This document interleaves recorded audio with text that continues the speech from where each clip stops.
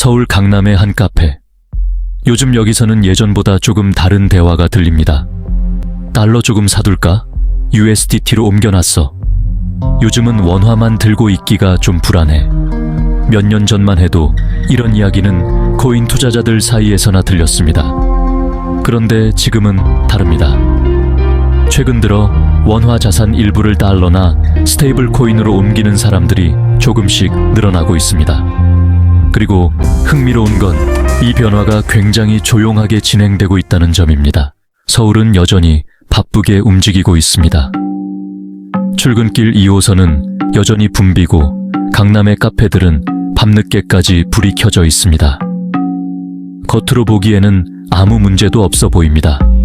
하지만 사람들의 돈은 예전과 다른 방향으로 움직이기 시작했습니다. 사실 한국은 오랫동안 저축의 나라였습니다.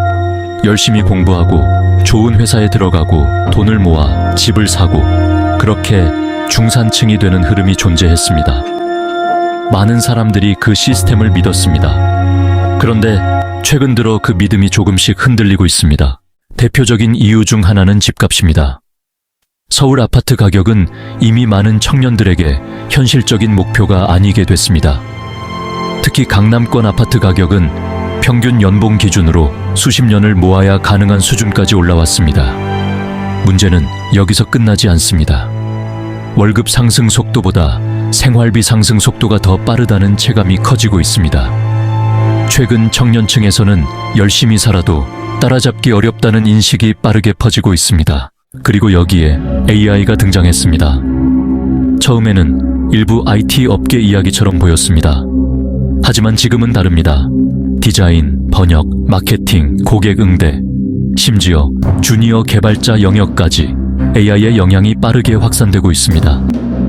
예전에는 실업을 걱정했다면 요즘은 계속 일해도 미래가 나아질까를 더 걱정하는 분위기가 커지고 있습니다. 실제로 최근 한국에서는 쉬었음 청년 문제가 빠르게 커지고 있습니다. 현재 약 47만 명 수준의 청년들이 일도 하지 않고 구직 활동도 하지 않는 상태로 분류됩니다.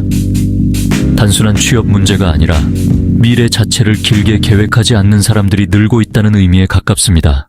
그리고 이런 변화는 사람들의 소비 방식뿐 아니라 자산 관리 방식까지 바꾸기 시작했습니다.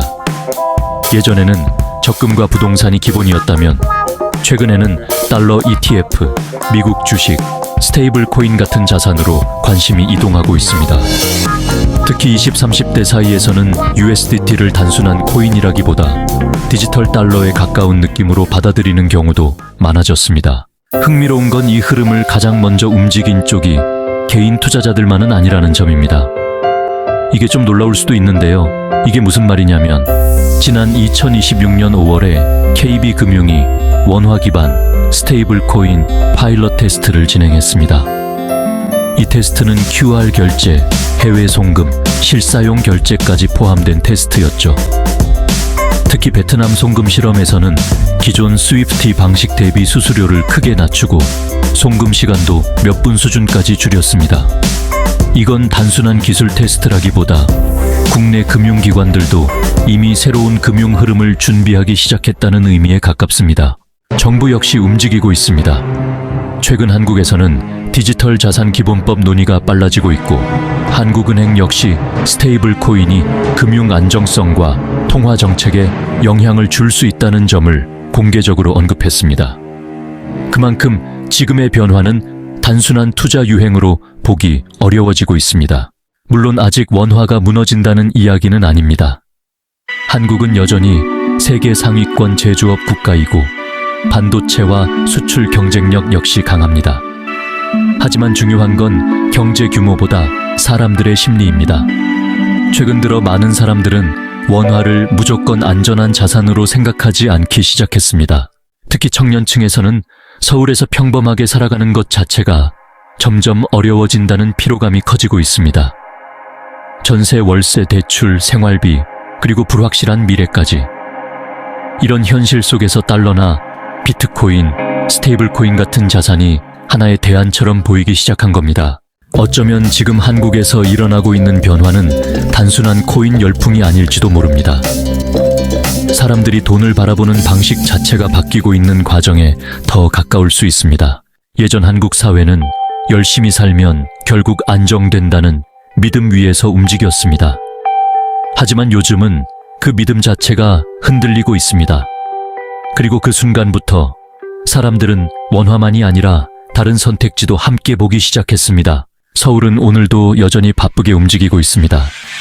하지만 그 안에서 사람들의 불안과 돈의 흐름은 조금씩 달라지고 있습니다. 그리고 어쩌면 그 변화는 우리가 생각하는 것보다 훨씬 큰 흐름의 시작일지도 모릅니다.